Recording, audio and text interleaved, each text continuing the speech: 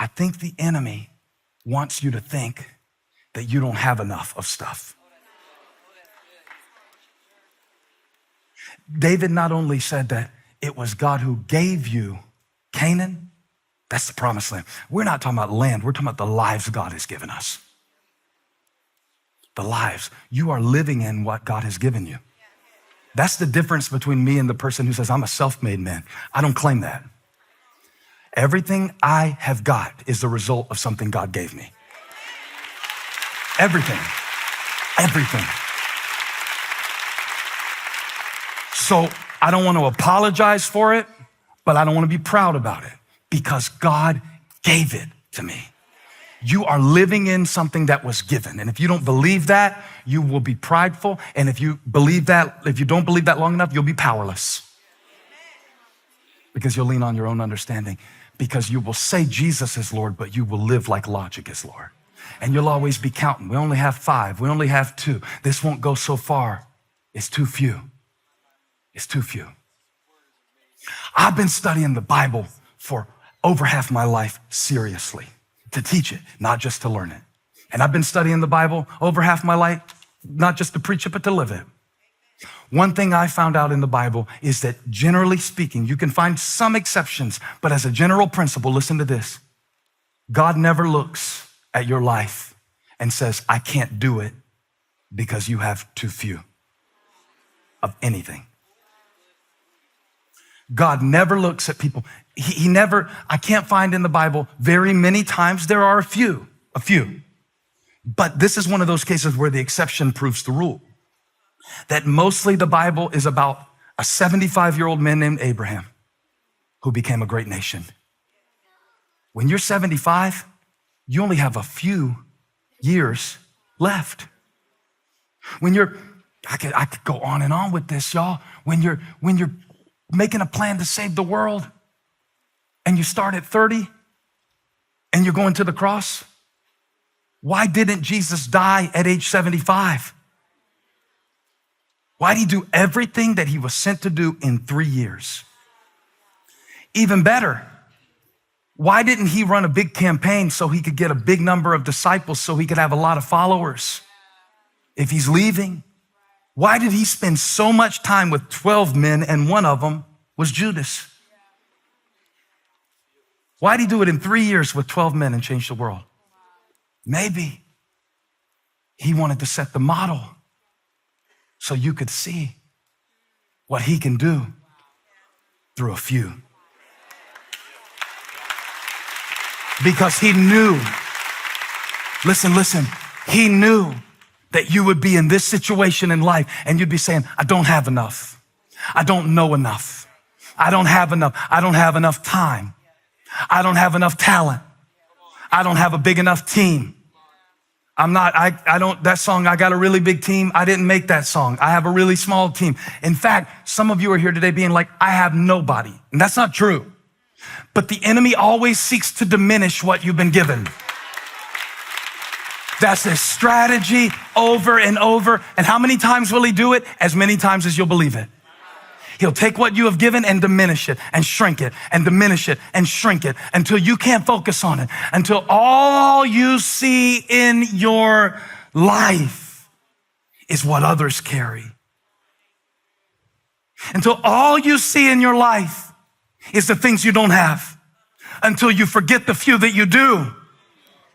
I want to preach to you today about the few that you do have. If that's finances, I'm talking about the few dollars you have. If that's years that you have with your kids left in the house, I want to speak about the few that you do have. If that's friends that you have who really love you, really believe in you, I want to talk about the few that you do have.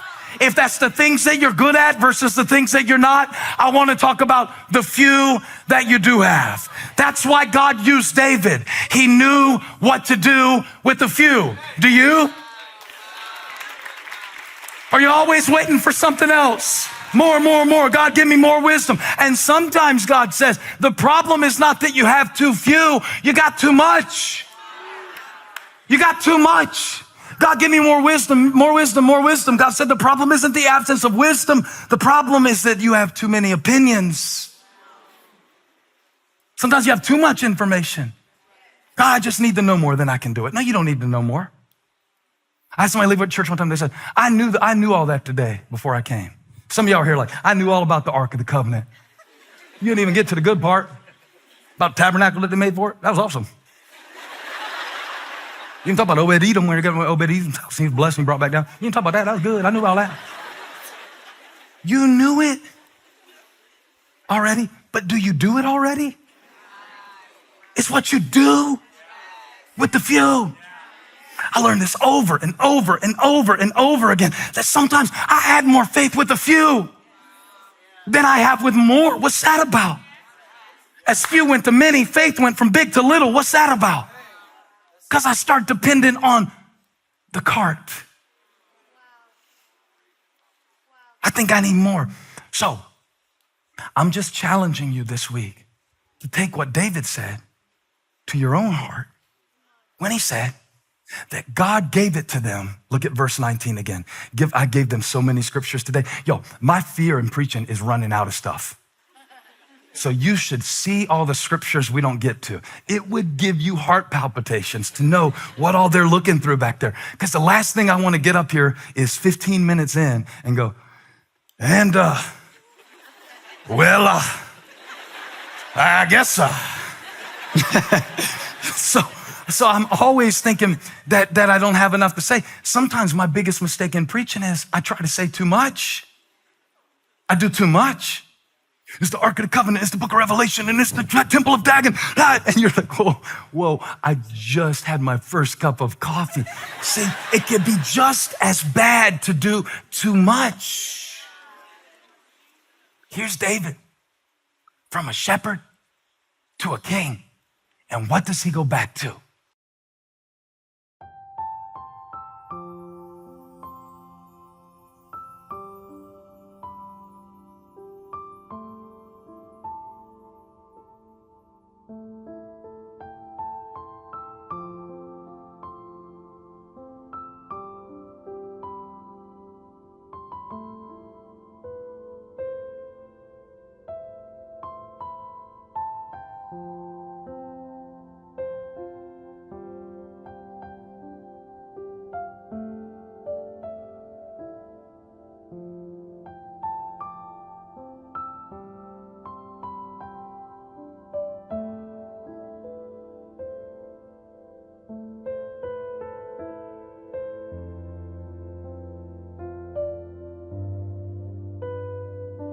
Verse 19, he said, God spoke it when they were but, what's the word? Few, but few. And then he emphasizes it, watch this, few indeed. Just in case you think he's overstating it, he's like, nah, it was nothing but Abraham and Isaac and Jacob and the patriarchs, and God did all this out of that. Don't get it twisted.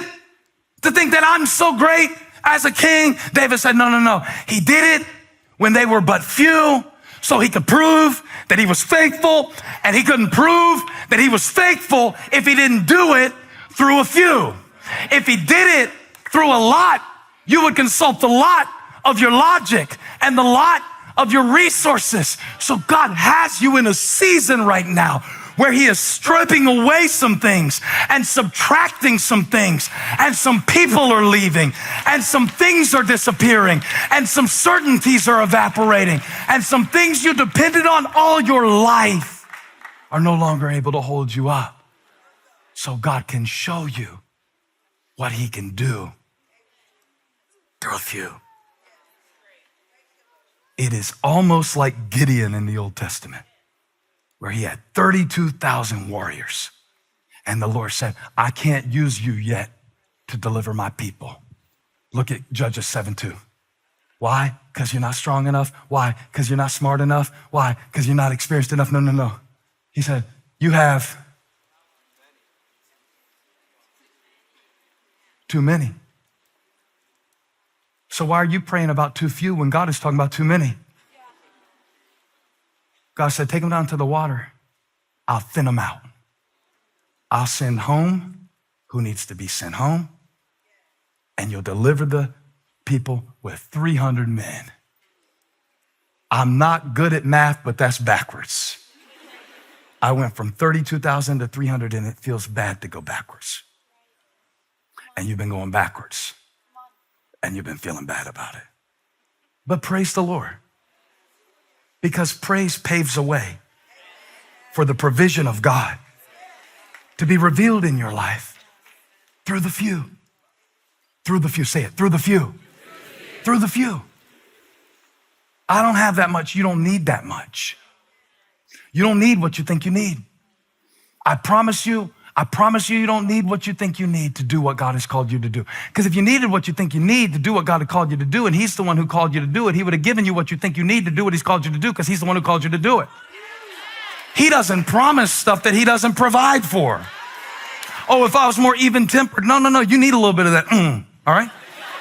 We're gonna subdue it and submit it, and we're gonna train it to the Holy Spirit, but you need some of that. You're gonna get some self-control, but you need some of that. Oh, if I could do this, if I could do that, if I could be more like this. I went to, when I first went to Shelby, I went to a music director. This guy was a legend. He was the best musician that at that point in my life I had ever met. He played in studios, he played on people's albums, and here I was asking him to come be my keyboard player at a church of just a few hundred people, just a few hundred. Everybody around me told him he won't do it. He doesn't need to be on some church band. He won't play on a church stage. I said, well, let me just go talk to him. And I said, I know that you probably won't do it. You know, by the way, you'll never get a date if you come up with this kind of confidence. I'm like, I know you probably don't want to do it. I know you probably.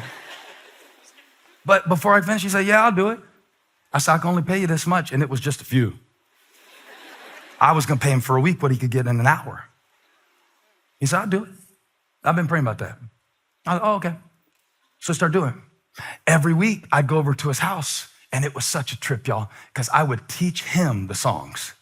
Now, let me explain to you. I don't have much musical training, just the chords I learned on my guitar when I was a boy, and that's it. Now, I know those 4 chords really well, but I learned to play guitar off Green Day, not Bach, Hootie, and the Blowfish. That's how I learned to play guitar. But I know what I know. So I'd go over to his house. He had a little studio in his house. And I would sit down with him. His name was Richard. Still is Richard. But I'd sit down with Richard and I'd take the little chord charts over. I said, let's go over these songs for the week. Not because he needed to learn them, just we were getting it all charted out and he would chart it for me and everything. I would always apologize to him. I always felt bad because he's such a great musician. I mean, he knows jazz, he knows rock, he knows country. He can play anything by ear or by sight. And here I am with a G and a C and a D and an A, and that's the whole song. And I'd say, I'm so sorry, Richard. I know this is so simple. This is so stupid. Me sitting here, a great musician like you, I don't even know all the chords that you know. And one day he stopped me. He said, Steven, stop thinking. Everybody I impersonate has a country accent, right? Steven. He said, you don't need to know more chords. You know the right 4. And then he gave me a tutorial. He started playing songs with the 4 chords that I used over and over again. And he showed me at least 20 songs that used those 4 chords only. And every time he would do it, it would drive the message home a little bit more. You only need 4. You only need 4. Then he'd play it again. It was just a 1, 5, 6, 4. That's the notation, the Nashville number system, right? It's the 1, the 5, the 6, and the 4. And he showed me with those 4 chords, you can write a number 1 hit. It's not how many chords you know. It's how you use the ones you know.